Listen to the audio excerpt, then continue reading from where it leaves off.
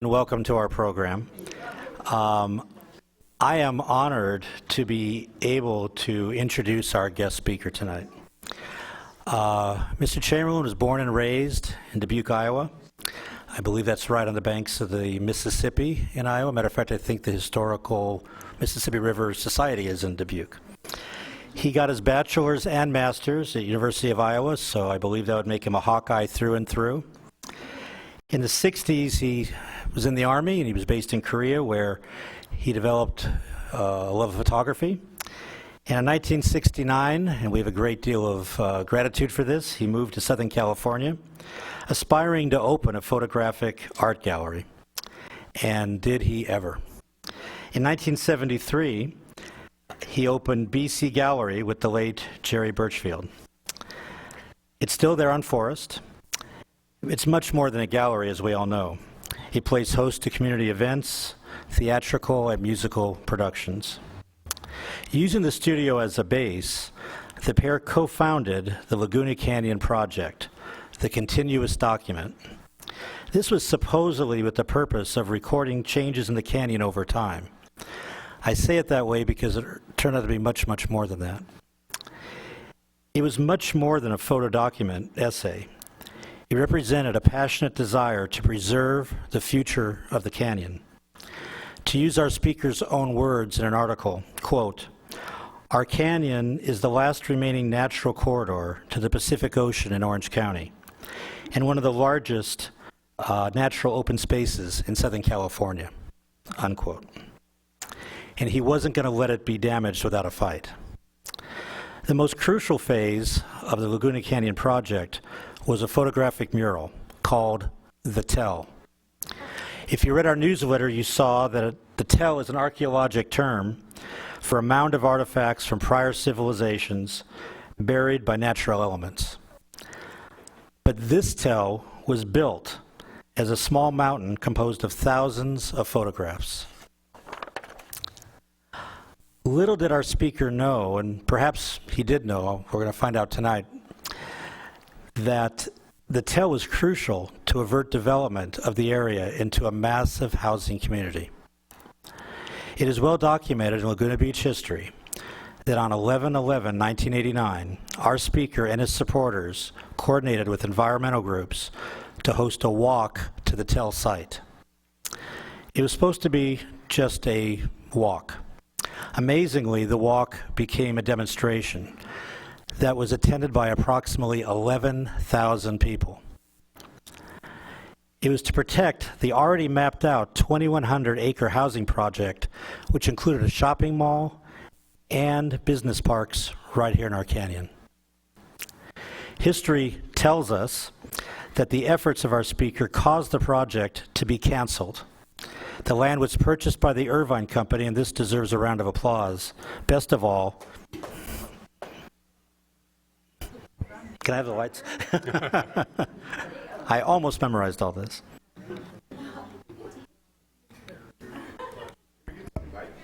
Gene, can you get a light for me? Oh, thank you very much.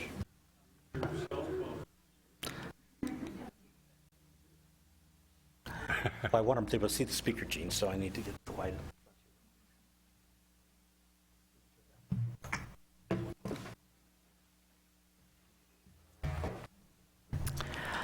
I'll repeat the paragraph. History tells us that the efforts of our speaker caused that massive project to be canceled, the land purchased by the Irvine Company, and best of all, dedicated in perpetuity as the Laguna Coast Wilderness Park in 1993.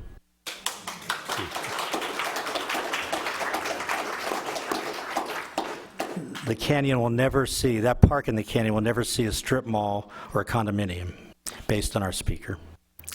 Laguna Beach history will also document that our speaker was a longtime supporter of the Laguna Art Museum, working hard to actively oppose the museum's proposed 1996 merger with the Newport Harbor Art Museum.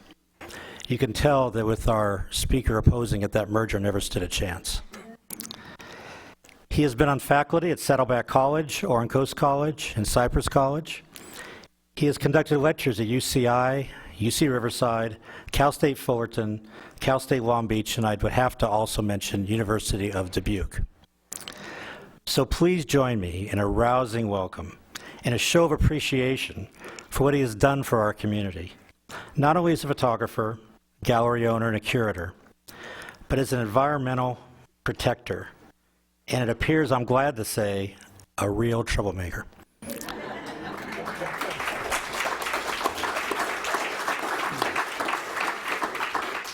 Ladies and gentlemen, Mark Chamberlain.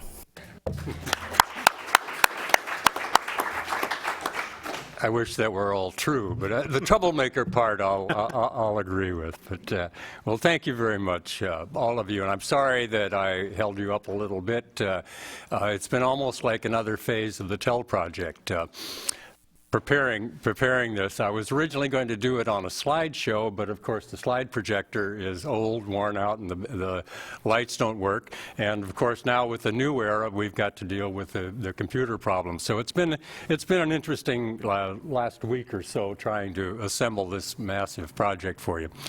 But felt very much like many of the earlier phases. In fact, I was always counting on this fellow up here to be the person who would keep all of the facts together, and he was the bookkeeper, or claimed to be, but he left it up to me now, so we'll try to get through it. That's Jerry. That's about 1972, before we even started VC. We were talking about it, and we both loved the canyon, and I don't need these lights, these overheads. When we started business together, we wanted to explore the prospects for photography, which we both saw as being the most vital emerging type of art, still being debated whether or not it was art in some circles. We had long since decided that it certainly was.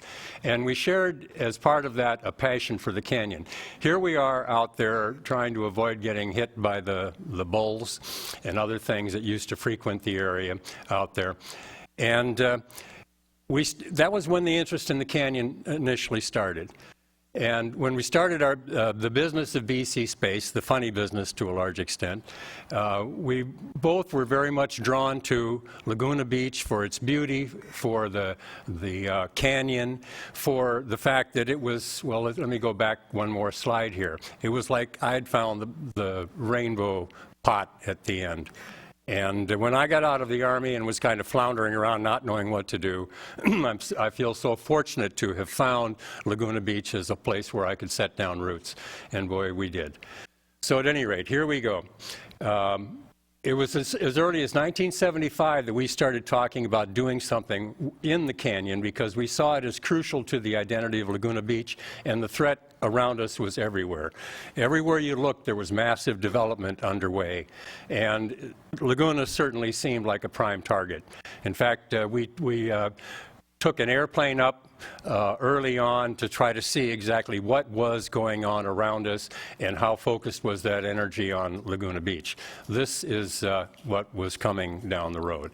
So we decided we were going to do whatever we could that's our vehicle for photographing.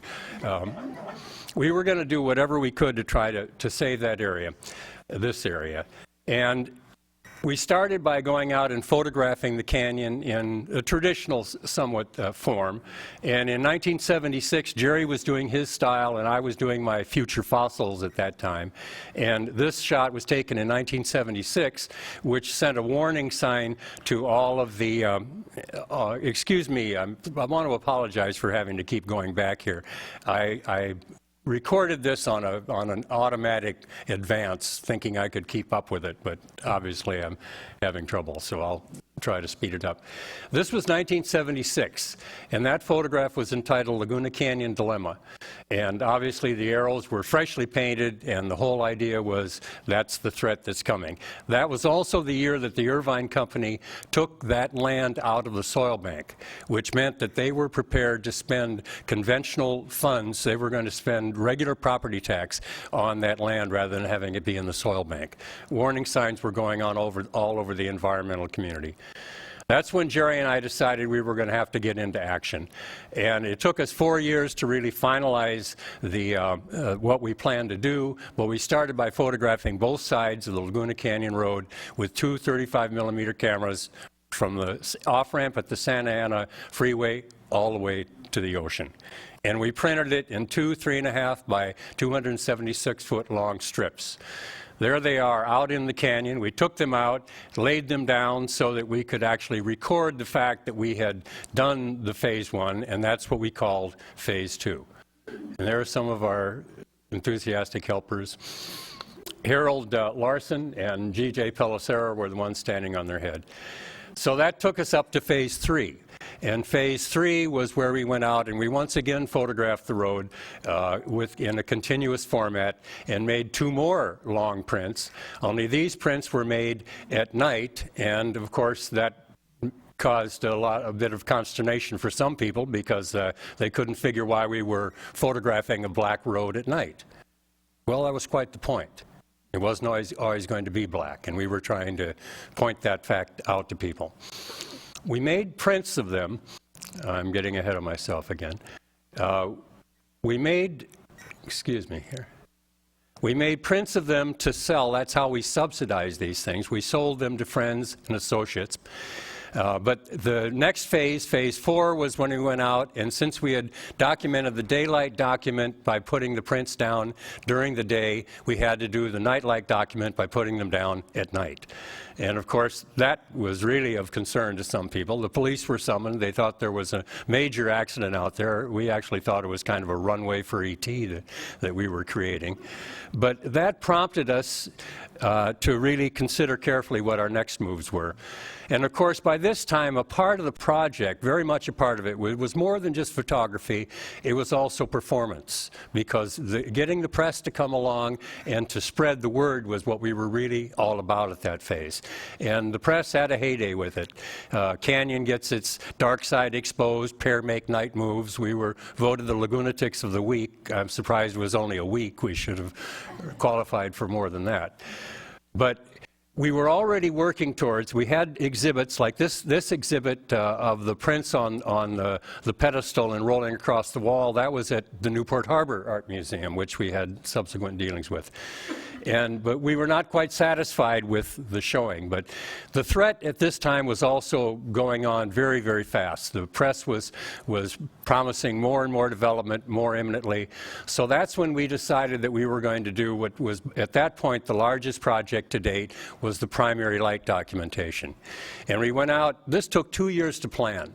We went out with 65 vehicles, or 65 people rather, 13 vehicles, 4 different police agencies, and we photographed the canyon off the back of a 40-foot flatbed truck for 12 hours from sunset to sunrise.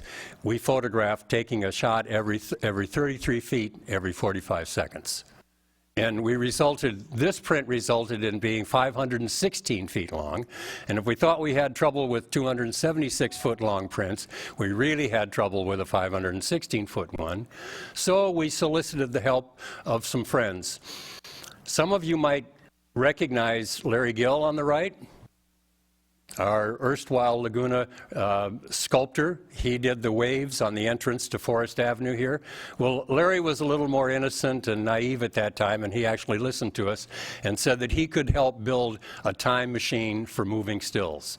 Another friend, Bill Collins, came up with the electronics on it. We did the design, and we made a 33-foot long, we were quite associated with 33 feet, we made a 33-foot long time machine to display these prints.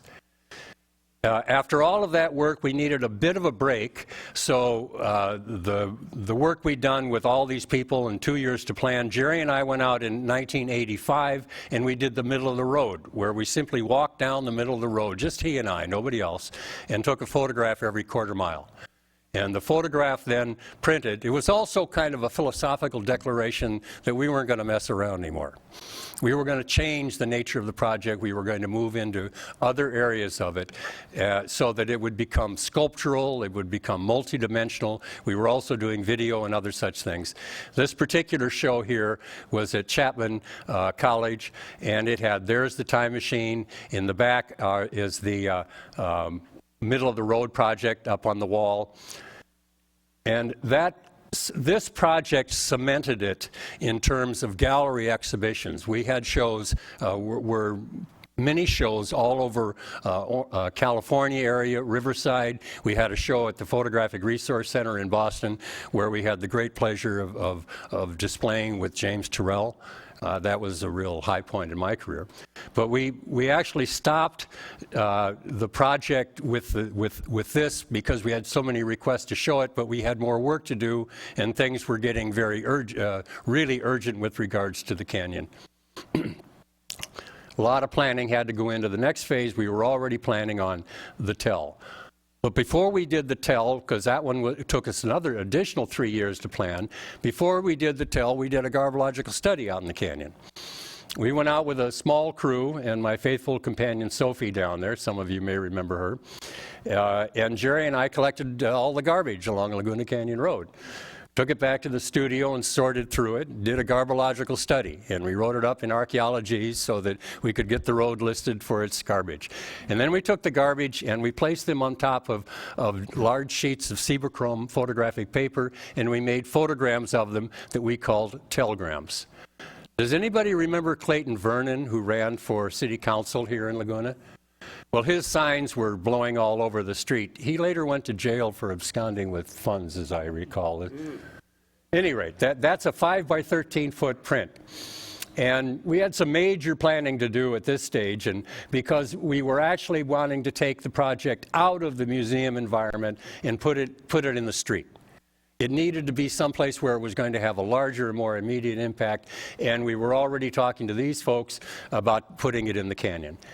Many of you will remember, I'm really sorry about this automatic advance, but you remember Lita Lenny, of course, who was the founder of Laguna Canyon Conservancy, Dan Kenny behind there, Neil Fitzpatrick, Bob Gentry, and our champion most of the time, Martha Collison, surprisingly so. Because we'd already been informed, we had presented our proposal to the city, and the city manager at the time, who was a very long enduring fellow, had told us in private that this project was simply not an option. That set us back about 1.5 years because we had to canvass these people. We had to solicit support from every organization we could find. We had to do things, whatever we could, to try to get the word out there. One of them was writing an article for the Journal of Orange County Studies, which you may recognize. The photograph there, Laguna Canyon Dilemma, from 12 years earlier, came back. And this was where we were telling what we wanted to do with the tell.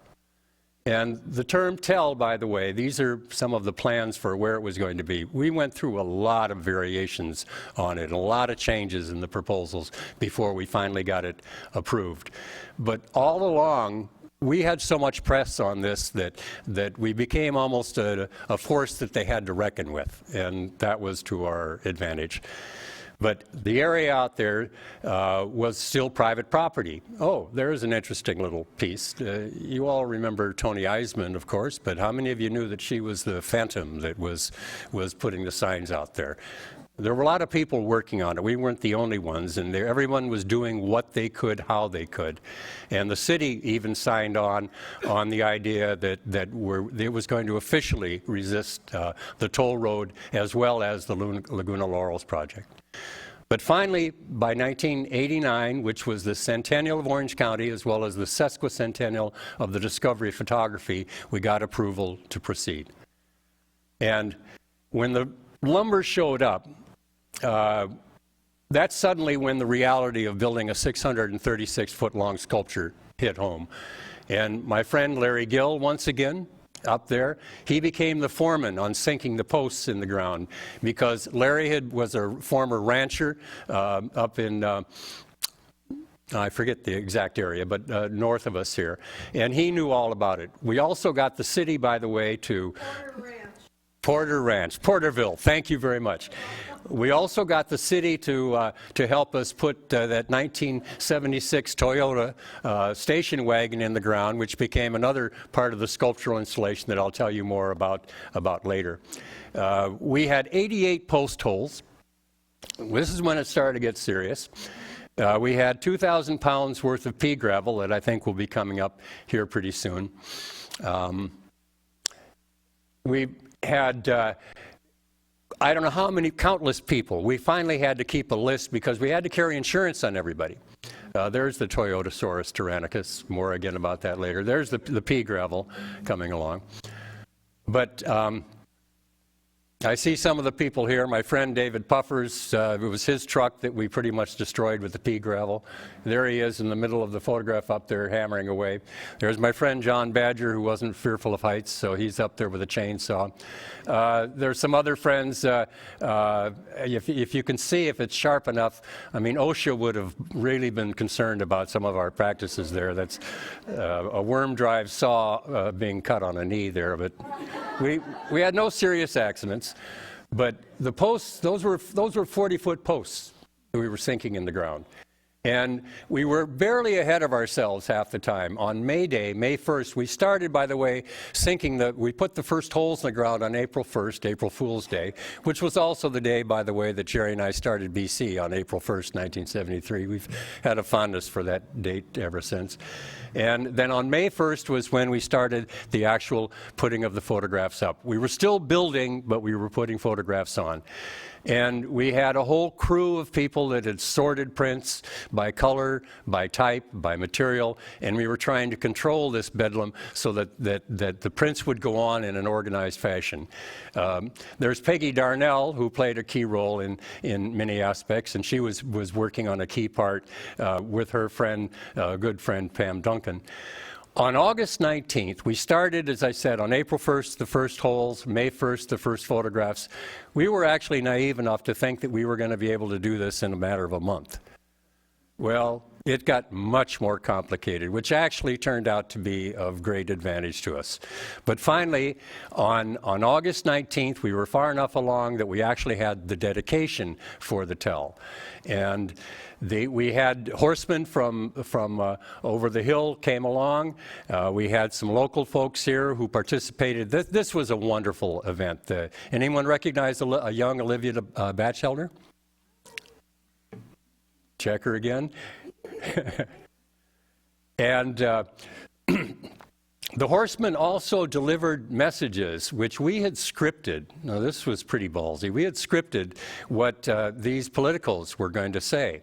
And you may remember Lita started the Laguna Canyon Conservancy and was vice mayor of Laguna Beach. That's a young, let me get it back here, young Larry Agron in the middle there. Bob Gentry, Cameron Cosgrove, who started the Irvine Conservancy, and they were all there for that day reading words that we scripted for them.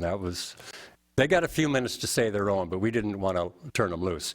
We also had, for August 19th, we had the largest environmental gathering of different organizations where they all set up their booths there. And our nonprofit fiscal sponsor was the Los Angeles Center for Photographic Studies, and they were there selling tickets for $2 a piece. You could get your photograph taken in the head of the tell and be actually a part of it. Can you see the head right in the middle? And you'll see the coyote off on the left side. He played a key role.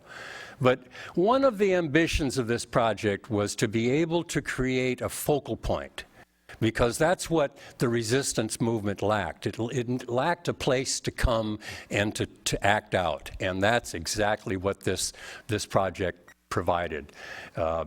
Things started happening spontaneously. Sometimes they asked us if they could, sometimes they just did it. Remember Felix Theron? We had music almost every weekend. There's Doug Miller. And the young fellow on the left with the guitar, he actually wrote an album that I have. I won't play it for you tonight. But we also gave out information. The whole idea of this project was to drag people off the road to come and see this bizarre, big piece of thing. And they would inevitably ask, well, why are you doing this? And we could tell them why. We would point across the road to the core samples that were being taken for the toll road and the proposals, the sign for the proposal for the Laguna Laurels project that the Irvine Company was planning on building. People also did some things on their own. That was on the back side, that little sign there. Let me see here.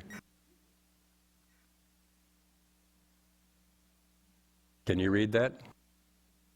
I hope so. At any rate, we were building, the whole mural, by the way, was based on an Easter Island head. I'll tell you a little bit more about that later on.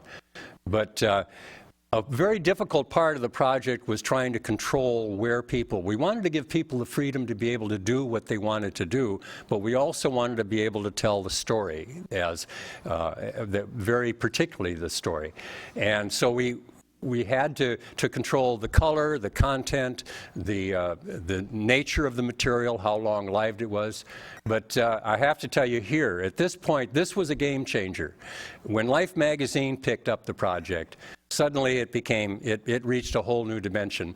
The Irvine Company, which we had actually solicited for funding, and they turned us down. Their words, actually, I have a letter somewhere to this effect that the project simply wasn't big enough for their involvement. Okay. But when Life magazine declared it big enough, they started calling us, trying to convince us that their housing project was a good thing and they were going to improve on nature. As was the toll road. Our own Transportation Corridor Authority was going to make it. But here's an interesting thing when you look at the sign. I don't know who was doing that. I really have no idea whatsoever. But they would... Oh, well, you're not supposed to tell. He'd be in jail today, you know. All right, the statute of limitations has run out. Okay. Every time they would put up this sign for anything that they were building, it would get splatted. Thank you, Rob.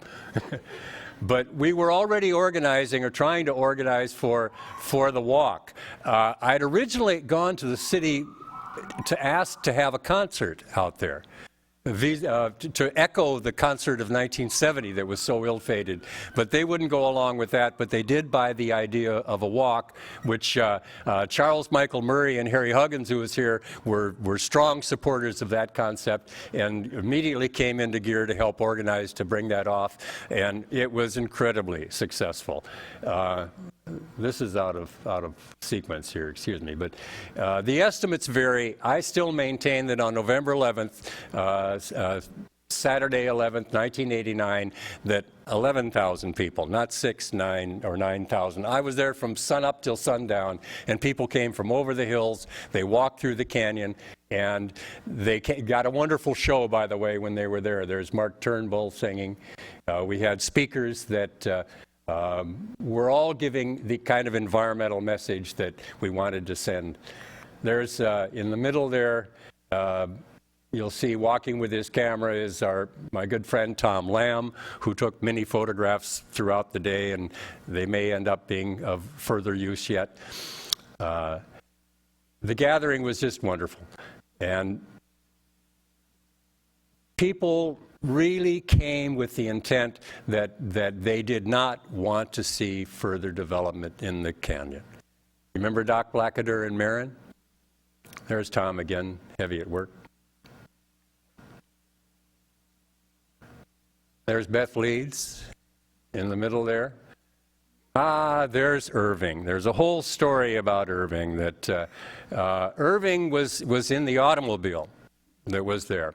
And there was the automobile was outfitted to be like an archaeological dig, like it was being unearthed. And the signage that we had on the car was that while excavating for the Tell parking lot, the Archaeological Committee unearthed this Toyotosaurus tyrannicus from the Paludicus medicus genus that proliferated during the late Cenozoic era before it devoured its food supply and went into extinction. And in the belly of the beast was the long-sought-for Irvine man, or Irving as he became known. And the initial coroner's report indicated that he died of terminal congestion. So, at any rate, the response to the Tell and to the walk was extraordinary. The next day, the newspapers the front page of the Sunday Pilot had a photograph of the people marching up to the mural, and ironically, though, that Saturday, November 11th, was the day after the Berlin Wall came down. And the press, which we'd gotten pretty adept at that time and had a whole committee together to be able to show what, or to bring the press into the issues, because that was a very, very important part of it. They immediately ran to the Berlin Wall, so we got mostly regional coverage to it. I want to show a little bit, though, of some of the project itself. The project itself almost got lost for its art content, but I think it was just rich. And the visuals that were in there, there's our coyote door, by the way.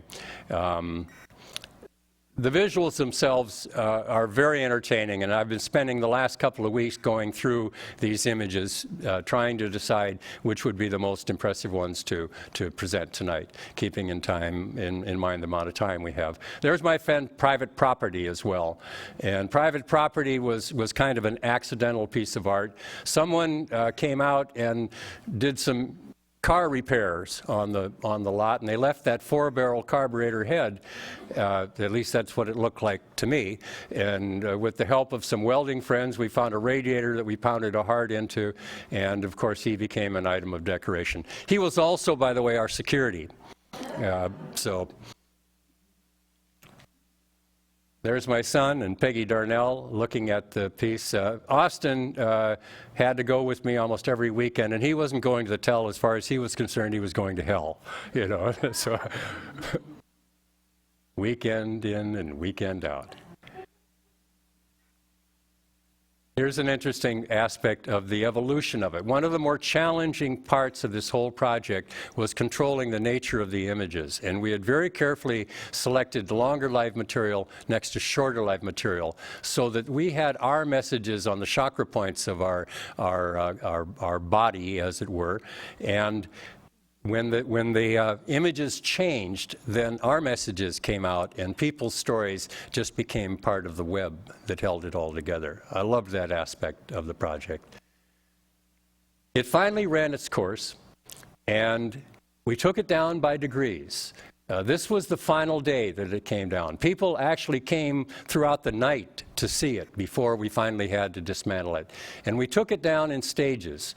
First, we took all the skin off, and it became like a giant beached creature out there. And then we took all of the cross stringers off, and it became like Telhenge. And then we took down all of the other stringers and left just the head. And all along during this phase, we had made such a nuisance of ourselves with the city council and the powers that be that I wasn't going to ask them anymore, but I was really hoping that someone would step forward and say, well, shouldn't there be something left here for what we had all done, and I mean all of us. And that's what I had hoped we would leave, was the head, just the head. Can you see it now? It's based on a stylized Easter Island head. Here's another feature to it that this series of photographs, I think, is rather dramatic. Here's the diving figure before the photographs had gotten down this far. Here it is in early spring, when, just like the wildflowers in the canyon, that they're bright and fully colored. And here's what happens, just like our canyon, when it fades to a sandstone brown. Just these figures in our story remained.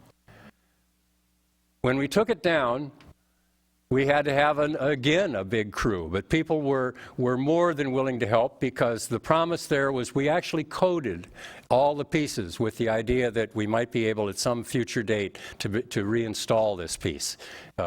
And I would love to have seen it in a major museum where it would dwarf the museum. Ironically, when it was out in the landscape, people really didn't have a sense of how big it was until they walked up to it. Then it suddenly became enormous. Of course, it was enormous to us because we had to work with it all the time. There were some interesting aspects to the story, too. After 9 months, the tell comes down, and David Wilson, who used to write for the Coastline pilot, he went along with this joke that presumably the Toyotosaurus tyrannicus was the basis for a New Yorker cartoon that turned it into a bone sculpture. Quite likely true, too. Well, after that, it looked like we had a good chance of stopping the Laguna Laurels housing project, but we didn't stop the toll road. And there were many other aspects to the resistance that went on. that will appear at another time. But for this, what Jerry and I did is we decided that we needed some kind of closure to this. So we went out and we, at dawn in July of 1994, after the last efforts to stop the toll road had been lost, we went out at dawn and we dug 2 graves and buried ourselves from dawn till dusk.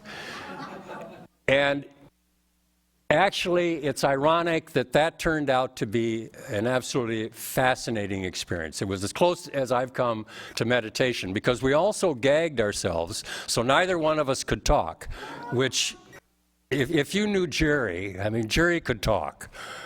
Me, I'm rather humble most of the time. But at any rate, the witness box, we were wanting to serve witness to the fact that we were going to protest to the bitter end the building of the San Joaquin Toll Road. But the net upshot was that we did save the other side of the road, and we now have a Laguna wilderness rather than a Laguna Laurels housing project. The diving figure ended up being part of the Nix Center, is incorporated into the center, and that's a photograph taken of Jerry and I in May of 2009, just a few months before Jerry died.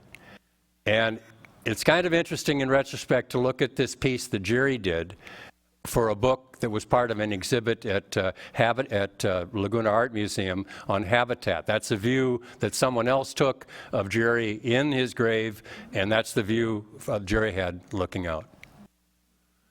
In 2010, we put together a small crew and went back out and completed the project by photographing the entire length of the road from the Santa Ana Freeway off-ramp to the ocean.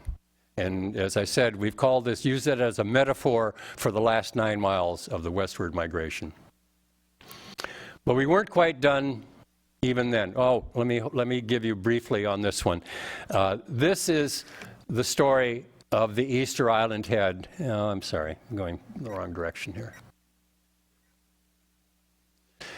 In 1996, I believe it was, Jared Diamond was working on a book called Collapse: How Societies Choose to Fail or Succeed, which was finally published in 2003, where he was using Easter Island as a metaphor for man on the planet. We did this in 1989. Not to say he got the idea from us, but at least we were on it. I'm rather proud of that fact. Here are some outtakes from it. The throat of our Easter Island Head was a traffic jam made up of photographs of cars that were woven together to create a car. Cars, trucks, tankers, Broncos. And it was right where the road is, too. So when we had our first opening, the horsemen rode through that particular piece of ground. But in 2006, 3 years before Jerry passed away, he and I and Clayton Spada put together a group called the Legacy Project, where we started photographing out at the El Toro Marine Base to continue the Odyssey. And one of the projects we did out there was we turned one of the jet maintenance hangars into the world's largest camera obscura to make the largest single photograph in the world. That's 3 stories high by 11 stories long. And that gave us the opportunity every time this project, much like the Laguna Canyon project, every time we put it on display or took it on the road, the project would spread the word about the environmental movement to save that region. And that project, by the way, excuse me, just opened at the Smithsonian National Air and Space Museum. And it's likely to be there. It's scheduled to be there through January, but there's a high probability that they may want it to be there a whole lot longer. And something else that I know this community, many members here, were very much involved with the efforts to save and to save the El Toro Marine Base as the Great Park of Orange County. It's in grave jeopardy, folks. It's no longer the Great Park of Orange County. It's at risk of becoming the Irvine Regional Sports Park. So we need to get back involved with that. And the Legacy Project is still there. Now we're back in mole mode, it seems, except not totally. But we're doing a series of workshops And I have some flyers here. One of the flyers, it's one of the workshops that's going to be coming up, is tracing the wilderness corridor through the Orange County Great Park. Because the wilderness corridor there is supposed to ultimately connect with the Laguna wilderness, so that all of us, I'd like to say that we were supermen, but no, we're just hardworking, crazy people, and with an artistic bent. And we have found ways to allow other people to work with us on it and to encourage them. And we need to get re-involved with the Orange County Great Park. One of the ways to do it is to come to these workshops and get re-engaged in what's going on out there. Well, the hook, I don't see it evident. Is it coming out yet, Gene, or is you? No, we have another hour. Oh, okay. But we'd like to encourage people to share their memories and their questions. Right. Well, we wanted to have, and I see looking around here, I see a lot of familiar faces that many of you I saw out there. Hey, Dave, thanks for loaning your truck. I hope it isn't too bad a shape. But and Harry is here. What a stellar job you did. Paul Hengstebeck, those of you who came to the Laguna Canyon Conservancy, you got a chance for many of the first time to see the film that Paul put together. I showed it at that event. We might have shown it this evening, but I was afraid I was going to run way over time. As a matter of fact, you were spared about a 500 slideshow presentation when the slide projector just didn't want to hold up. So, but any questions that anybody wants to have, or any sharing that? I just have two questions. I didn't know anything about this. Just two questions, detailed questions. Where exactly was this? And the second question is, where is exactly the strip of land that the company donated where it will never build? Well, the land that the Irvine Company donated, first off, when I should tell as part of the story is that after the walk, they saw however many people they counted. I'm sure that they counted closer to my 11,000 than the 9,000 that I think was underestimated. They saw that people were deadly serious about preserving this canyon. And we were also at work building an Orange County environmental coalition, and they were afraid that we were going to infect them as well. And in fact, many of the people who showed up on this walk came from all over Orange County. They weren't just Lagunans that were there. So they were rattled and agreed to negotiate with us. And we put together a team that went out to come up with a settlement. We wound up paying, the city accepted the obligation for paying, I believe it was $92 million, is that correct?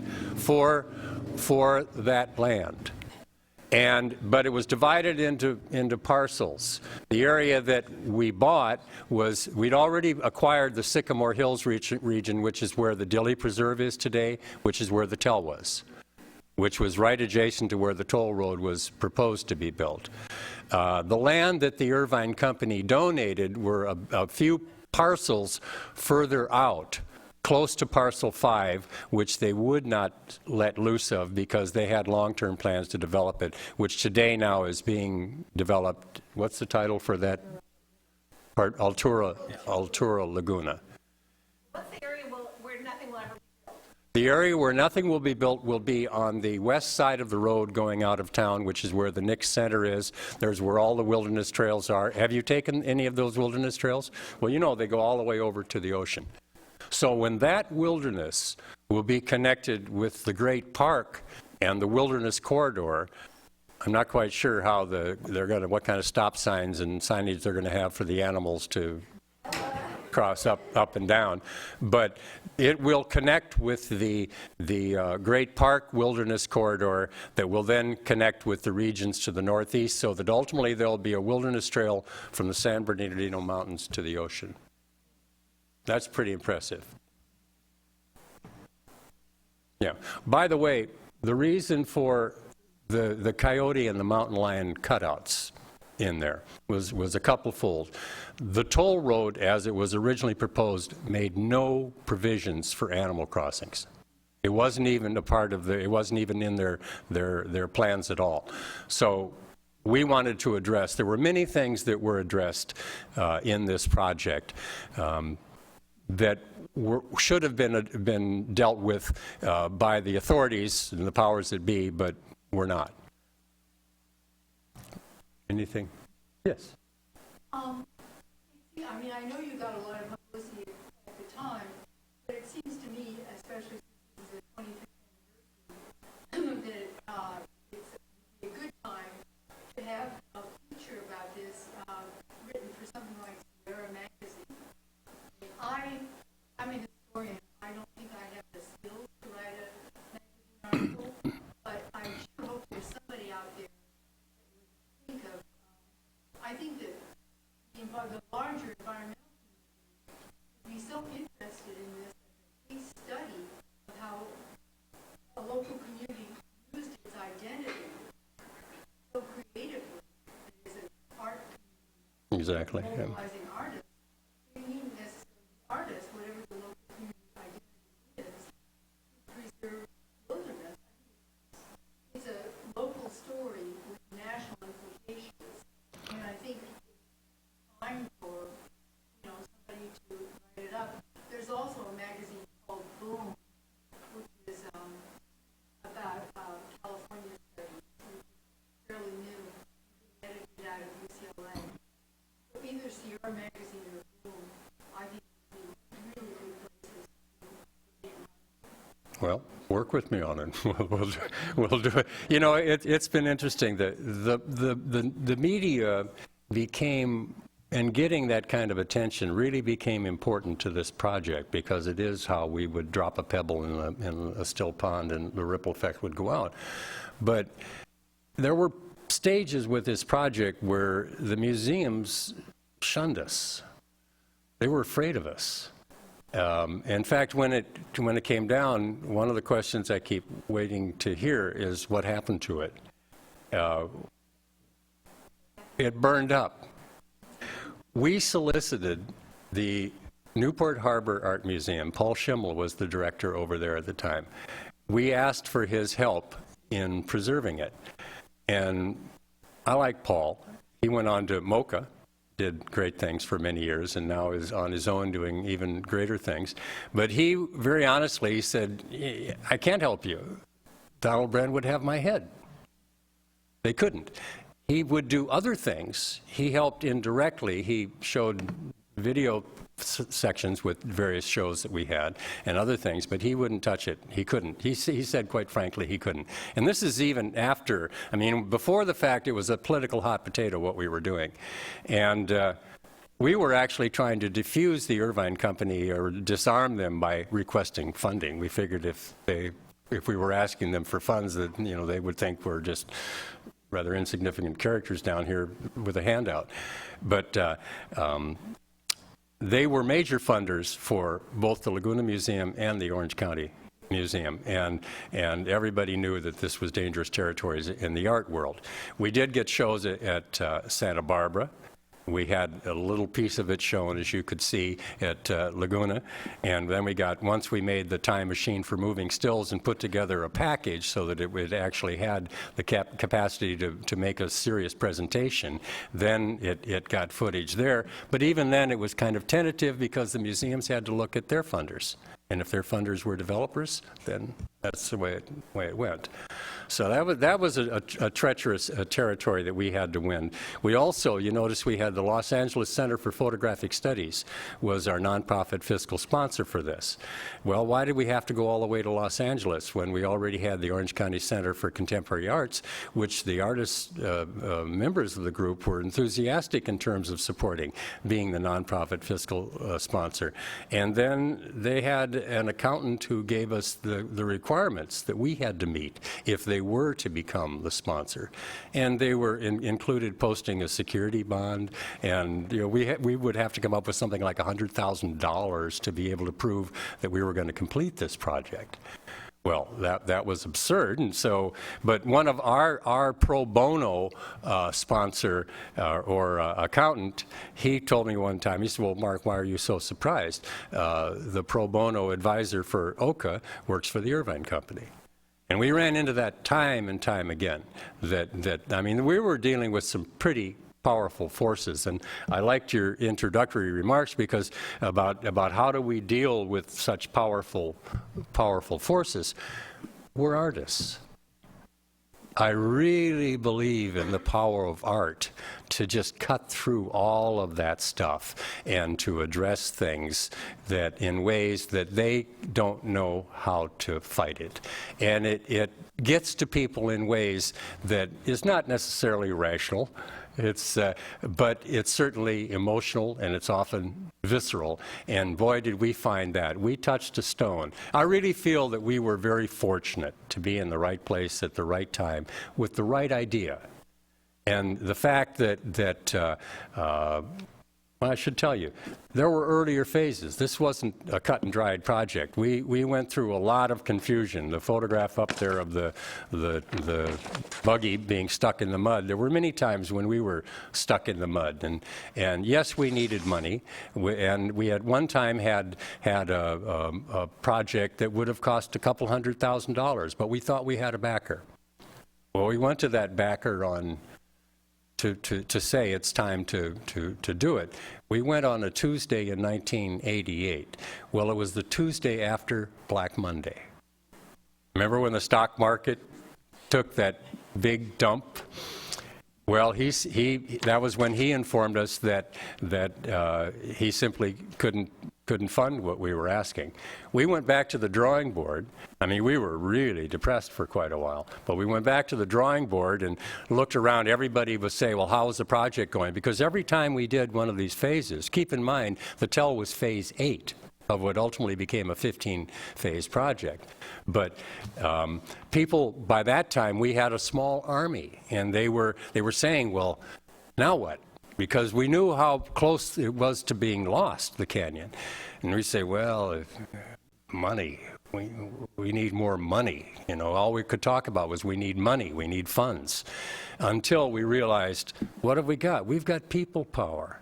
That's when we launched, we totally rethought the project, reworked it, and we launched a campaign to get people to send us their photographs.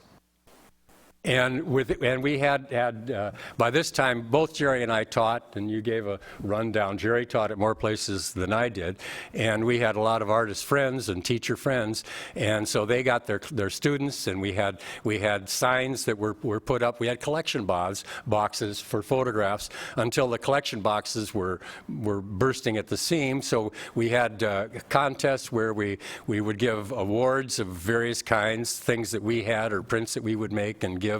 Some of them were prints from earlier phases of the project. But we finally had to give out the awards by poundage because we couldn't count the number of photographs. And we originally estimated that it would be about 40,000 photographs that it would take to put into this thing. It wound up being over 100,000. The Guinness Book of Records, by the way, the great picture, which is just opened at the Smithsonian, is certified by the Guinness Book of Records as being a product of the world's largest photograph. Here's an irony for you. They won't quite certify it, although everybody says, if you look up world's largest photograph, it'll take you to the great picture. But the Guinness book is kind of hedging on it because it wasn't printed on paper. Well, strangely enough, for photo historians, the first enduring photograph was printed on pewter, with albumin as the carrier material. So we printed it on muslin, which is closer to paper. But at any rate, the Guinness Book of Records approached us when we were doing the TEL, and they wanted to put it in their record book. We said, great, that's fine. It's kind of like art magazines. But the problem is they wanted us to count the number of photographs in it. Well, we were already working on other things. You notice there were picketers outside there. We were working with Harry on the walk. We hadn't even finished the bloody thing, so we didn't know how many photographs there were in it. But one of the things, I hope it was clear by these images, was I've never had so much fun in my life. I don't think I slept from April 1st to January 1st. But I didn't need sleep. None of us did. We were so enthusiastic about what we were doing, and we really thought it could work. And when Donald Brand agreed to negotiate with us, and a year later, a ballot initiative was put on the Laguna Beach ballot, and the city of Laguna Beach, I mean, think about the time frame. There was a recession started in 1990, right? Anybody remember that kind of downturn? And there were big green initiatives, environmental initiatives, on the ballots all across the country. Most of them went down to defeat. But Laguna was a shining exception with an 80% turnout, was it, of the voters, and an 80% majority voted to tax ourselves. I seem to recall $92 million to buy that land. That's pretty amazing. I'm sorry, I'm just going on. 20 million. 20 million. That's how much we paid. Yeah, Right. the bond measure was 20 million, you know, kind of like put your money where your mouth is as a start, got $10 million from the county, and then begged from then on. Not a question. It's a suggestion. I just would like to hear more about what has happened since Tell.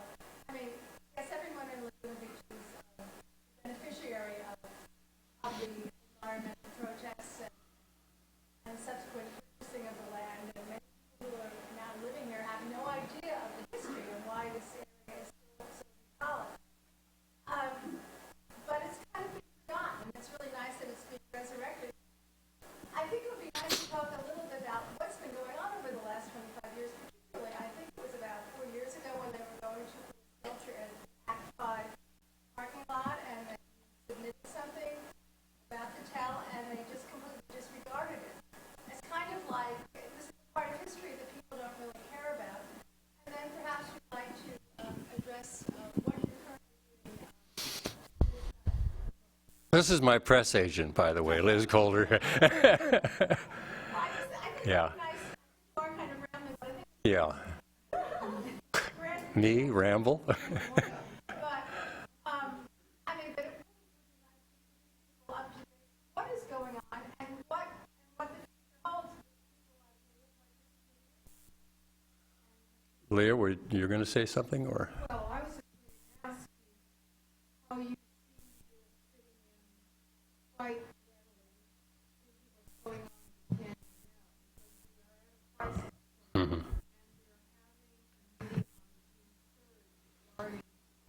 on in Canada now, because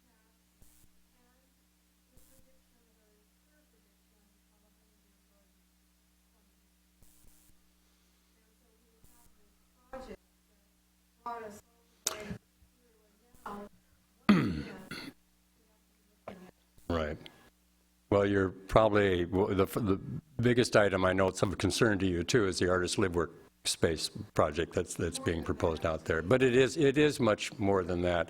Yeah, I went to a Fiesta del Sol with Ricardo Duffy's house, another well-known artist here in town, great guy, and Carl Klaas was there. Fireman. It was very much opposed to the increased density overall that's going on in the canyon. And the artist live workspace to me is a very thorny issue. It's increased density yes, but one of the things that Laguna is sorely lacking in is affordable spaces for artists. I mean, we're on the horns of a dilemma there, and I've struggled with what is the right thing to do, but I read in Stu News this morning that another person was hit coming out of the Nix Interpretive Center, where the piece of the Tell is over there. And Nina Fitzpatrick, this young student who was just killed crossing at LCAT. Carl was pointing out that now Laguna College of Art and Design has facilities on both sides of the road, and kids are going to be dashing across the road. I know how dangerous that road is. I mean, we have walked it with a crew day and night. Entire length of it, and yes, we wore safety vests, and yet, yes, we tried to let people know that we were there, but it's pretty scary, and there's just more and more density going on there. I don't know. We have to struggle with these issues. I don't have a clear answer, and I'm still not decided where the issue personally for me lies, but I think it's of concern to anyone who lives in this town. Well, I think the bigger issue is what you did for the canyon to bring everybody awareness, and not to let that die is to have the presentation very well put together and bring forward again in a very timely manner, because there may be an opportunity to do another project. Someone will be inspired to do something in terms of the way you were inspired, because it is a serious issue. It's not just about a particular project, but it's the entire canyon and what it's going to do and mean. I agree. And I don't know what's the right choice. There are going to be, I think, increasingly these kinds of conflicts. It's kind of like what was the movie Sophie's Choice? What do you give up, or what do you sacrifice, or what do you promote? It was real clear in this instance that what the issue was that needed to be addressed. We needed to do whatever we could to halt development. And you'll notice the uncontrolled explosive growth in Southern California was what we were trying to combat. And it continues. And you'll notice one of the things about the philosophy of it, and maybe I really do apologize for when I made the prints. If any of you know what a PDF file is, I had a 4-second delay on there that I failed to erase. That's the part of the computers and so it automatically put it on that time frame. But the philosophy of the Easter Island Head and the metaphor for man on the planet, that was running throughout this whole project, was are we going to become another example of foolishness and failure to recognize that there are serious issues that are going on by degrees? And that's the degree that I worry and hope that the slow incremental development out in Laguna Canyon isn't going to, someday we'll wake up and realize that we've gone to the wrong place. So, Mark, I have a question. You mentioned in one of the other questions that it was like one of the best times of your life, that 8-9 month period of time. Did you know it was going to work? I mean, did you feel very confident that the TEL and the housing would not go through and it'd be dedicated? And well, you have no idea how many times we almost backed out of this. And there's something else that's worth mentioning too. I mean, we're not rich. Jerry and I are not wealthy characters, and in fact, the reality of that came through to him when he and his wife were given an adopted child in '87. That was a game changer, because Barbara wanted things like a house, a car that had insurance and ran, and a room for a coming child. So Jerry and I actually separated our business relationship in 1987. And we were 2 years out from doing the TEL. And that was an agonizing, agonizing time for both of us. But one of the things that we really struggled with was, okay, we have gone to so much work. We've already got 7 years invested in this project and have done all these other phases. We're committed to doing the TEL, and it looked like we could actually do it. We had the approval of all the official bodies, the City Council, the Arts Commission, we had to go with hat in hand to all of these different groups, the Greenbelt Committee, and to get approval. And now suddenly we're splitting up. So we talked about what we were going to do, and we decided that, okay, we can't continue as business partners, but let's continue as art partners. We got too much into this. And that was a saving thing for both of us, because Jerry went to teach at Cypress College, where he got a full-time position and ultimately tenured in security and everything that Barbara wanted. And then he asked me to come teach over at Cypress, and we raised hell over there and did other things and kind of helped move their program a little bit off the dime. And so it was the right thing to do. And then we had this other project. But people were telling us, lots of people said, well, why are you doing this? You don't think you can really make a difference, do you? Yeah, no, you can't. I said, well, one thing's for certain, we can't make a difference if we don't try. So, and besides, we already had approval. We had the world's largest palette, at least our biggest palette, and we had a small army of people who had been, I mean, look at how many people it took to do the Painting the Canyon with Light. 65, actually it was closer to 150, because there were people who could sign up for 4 hours and part-time, and there were people who could come early in the morning and all of that. So, but I mean, here we had all these people that we were lighting a fire under, and we were going to throw water on it. You know? That was another question I had. The 11,000 blew me away when I read that, just knowing the space that was there. Were you surprised, or did you know that many were coming? Oh, well, keep in mind, I mean, you saw, if you, in the slides, I mean, we had events that went on virtually every weekend throughout the whole time period. And of course, the festivals were underway then, and people would stop, you know, and then they would say, well, what can we do to help? And we'd say, well, give us your name, give us your contact information, stay tuned. And then we turned it over to Harry and Linda Ekman and the Laguna Canyon Conservancy and other people, and they were part of the crew that showed up. The whole thing kind of felt like Tom Sawyer's whitewashed fence, too. And yes, Dubuque is the home place for the National Rivers Hall of Fame. So, yeah, I'm very familiar with the place. In fact, I've been documenting it since before it was there. Yeah. So, but in terms of when I say the most fun, I mean, this challenged every aspect of my being.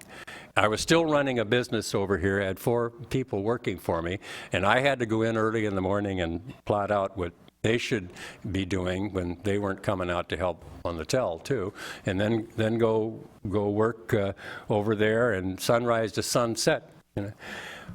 A little interesting. I could go on endlessly about the anecdotes, and by the way, I have them in images. I mean, I could really, this is one thing about being a scopophiliac, which is what I call myself. I'm addicted to looking, you know, and not only doing, but documented. We have documented virtually every phase of this project. But one of the great fears is we had to carry a $1 million liability policy, co-insuring the city against any risk.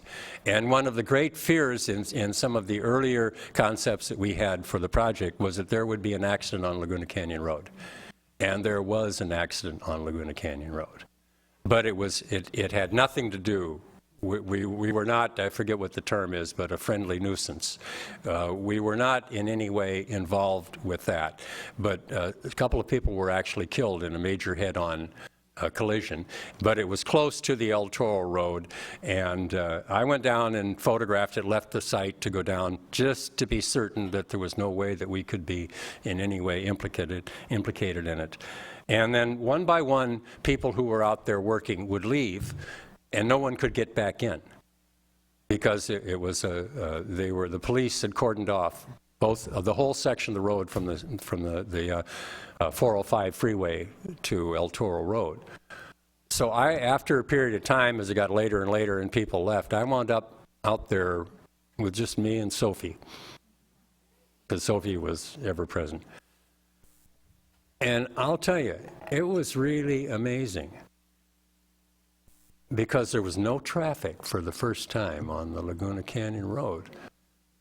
And I started to hear things, critter things, and critters started coming out and being visible, and the whole canyon just kind of came back to life, like it might have once been when it was a settling ground for the Hashiman Indians who used to travel through this very territory. In fact, another interesting story that I could regale you endlessly, but one of the things that happened while we were drawing out this vague kind of contours of what are we going to do, Marion Blackadder, who there was a shot of her there, came along, and we had a focal point to the tell. It was those cluster of stones right next to where the Dilley sign is. And if you look at it, you can see the shape of a head, a female profile, the head and a breast, and that became the foundation stone for the mural. Next time you're going out the canyon and you travel underneath of the toll road, it kind of frames that. Look at it as a reclining female figure. Once that sticks in there, you'll never lose it, and it's ever fascinating to me.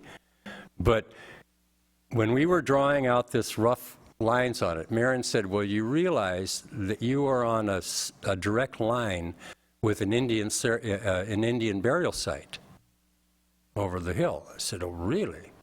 I mean, that was, because we were just saying, we're going to have Big Bang Theory here, we're going to have, Indian reference here. And so I called Corky Smith.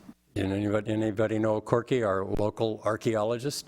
And Corky confirmed, yes, it was. So I called Paul Apodaca, who was the curator at the Bowers Museum. And I said, Paul, we've got this wacko thing going on here. Will you come and help? And because of this coincidence, we would like to have some serious Indian references there. Well, Paul, he doubted me. He didn't want to play. So, and in fact, this was a time when the Native American Indians were very reluctant to let any of their juju out. They were very secretive about it. So I said, well, at least come down and look at it for me. So Paul came down with his two kids. I showed him the drawings. By this time we had the posts, 88 posts stuck in 88 holes with a couple thousand pounds of pea gravel, what held them there. And so we looked at that orientation. He was indifferent to it. We got in my blue Toyota Oyo 1, as it became known, and we drove out to where the burial site was. And I said, there's where it is. Well, first off, he was surprised that I knew where it was, because these are secret locations. In fact, that, it turns out, was one of the reasons why he didn't want to play, because they were trying to keep those sites secret. In fact, the Indian community, Paul being one of them, Jim Green, and a few other people, were actually going out along the proposed site of the toll road, digging up known burial sites in front of the graders. So anyway, Paul sat on the back of the truck and he got a bead on it. We drove down that long road that came back there, stopped right in front of it, boom, bingo, right on the money. Marion was absolutely right. So he sent his kids up to count how many posts there were, and it was between 80 and 88 posts.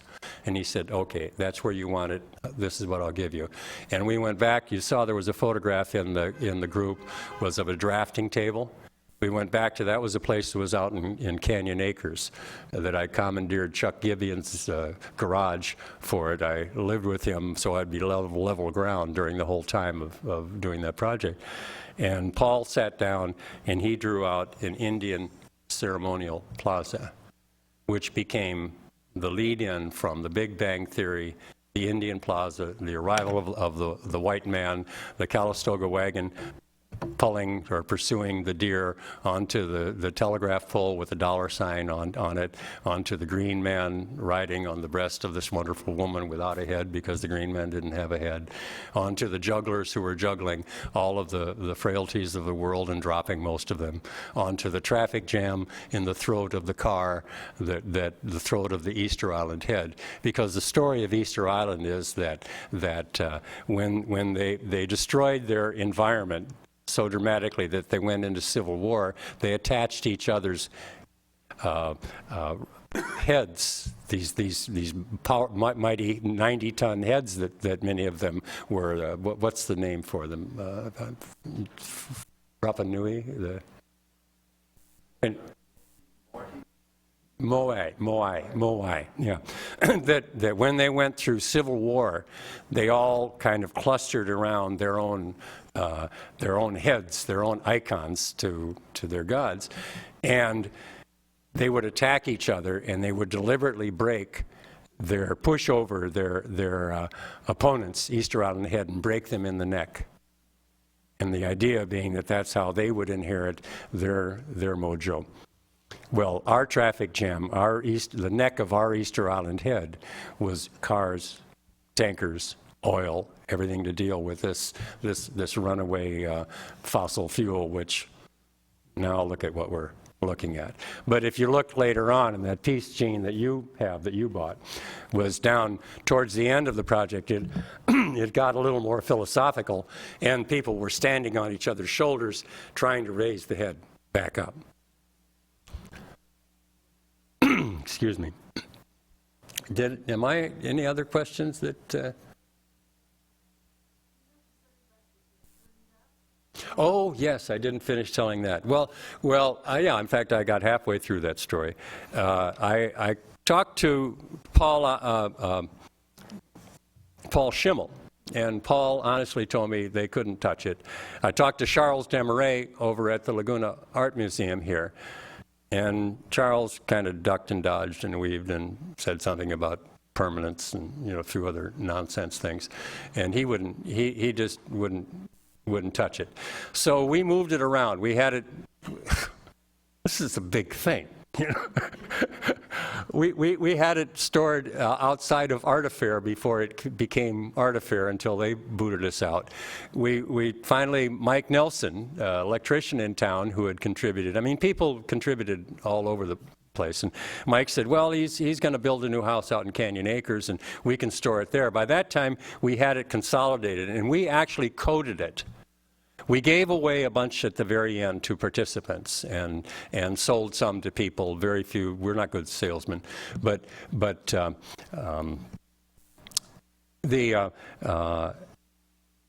rest of it was all coded, stored, carefully tacked. Well, and Mike Nelson said, you can store it in my driveway. So we stored it in the driveway for a while. And then Mike was doing a remodel on his house. I mean, actually a kind of a tear down and rebuild. And he called me one day rather apologetically, or very apologetically, and he was so sorry that the day laborers that they had doing framing had confused the lumber for the frame with it looked like wood to them, and they'd built a part of the tell into his house. And and by the way, you've got to get it out of here. So we moved it to yet another location. I mean, this was a gargantuan task. It was like an albatross by this time, and the museums wouldn't touch it, and it was doubtful. It was too big to go in almost any place anyway. And here we are saving it for what, And along came the fires of '93. And most of it just kind of evaporated. In fact, Mike, his house burned down as well, and he actually brought me a piece of the tell that was left over, and it's beautiful. I have it at the studio if you'd ever like to see it. It's kind of this charred, wonderful thing, and it's really quite exotic. But we did save quite a bit of it. I mean, some key pieces. Did any of you, by any chance, get over to Soka University? I had a joy of having a solo retrospective show in their wonderful 10,000 square foot, 2-story gallery. And I put, as part of it, some pieces of the throat of the Easter Island tell portion was part of that exhibit, as well as the time machine for moving stills was out there.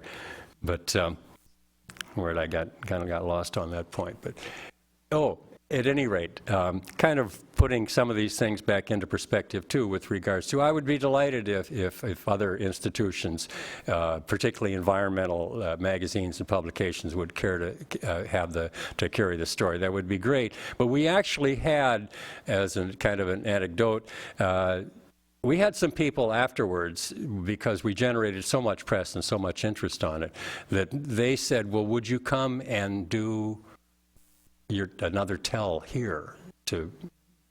And putting this project into context, I learned through the grapevine, I think through Charles Desmarais, that Bob Gentry had actually asked Charles Desmarais, are these guys legit? Are they real artists, or are they not? Because he was asking Christo to come and do a fence, the Christo fence. Any of you familiar with Christo's project, where he had the running fence that went into the water that traveled so many miles? Well, Christo said to Bob the same thing that I said to these other people, saying, would you put a tell up here? I said, we've already done that project. As my friend Larry Gill, who constructed largely the time machine for moving stills and was the foreman for the tell project and planting the posts, he remarked to me one time that the first time it happens, it might be art. The second time, it's a product. There's a real danger for artists when they start ripping themselves off. So, but on a good note, just checking the time, I don't carry a watch. On a good note, just this afternoon, I got a call from Grace Cook Anderson at the Laguna Art Museum saying that they would like to feature the Laguna Canyon project in next year's Art and Nature series. So you will have an opportunity to see some of these actual objects in about a year's time. And also, I'm working with Ron Chilcote of the Laguna Wilderness Press. After all of these years, Jerry and I spoke many times that we thought that this whole project was worthy of a major publication, or at least a significant publication that would trace all these things that I kind of in a broken fashion tried to deliver this evening. But it's really a marvelous story of what art can do, and particularly in an art community that used to send its football players onto the field as artists before they became, what are they now, the Breakers? I was really disappointed when they did that. I mean, people don't know how tough artists really are. I mean, we schlep stuff around. It goes on and on. But at any rate, with Ron Chilcote, we will have, hopefully in about a year's time, maybe coincidental with the opening of the show at the Laguna Museum. So it does have a lifetime that is beyond that. But I've never I don't want to spend the rest of my time touting the Laguna Canyon project. We've got to keep moving. We've got bigger issues, and the issues of the environment are people are finally beginning to, in major media, recognize that we're in serious trouble, folks. We've got to act, and we've got to do it on many, many levels. We have to be concerned about every aspect of nature, whatever nature provides us. The bees are in jeopardy, which pollinate our plants. The air we breathe, we know, is in jeopardy. The water that we drink. Everywhere that we look, when we look at how consumptive humanity is, we don't want to turn out to be another Easter Island story. So.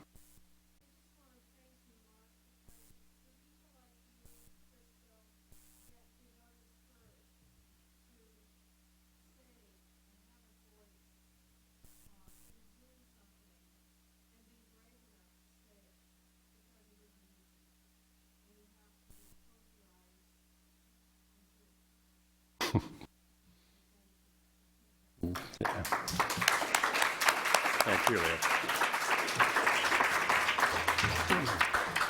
I want to thank Mark for coming tonight. I was looking forward to the program immensely, and it was even better than I thought it would be.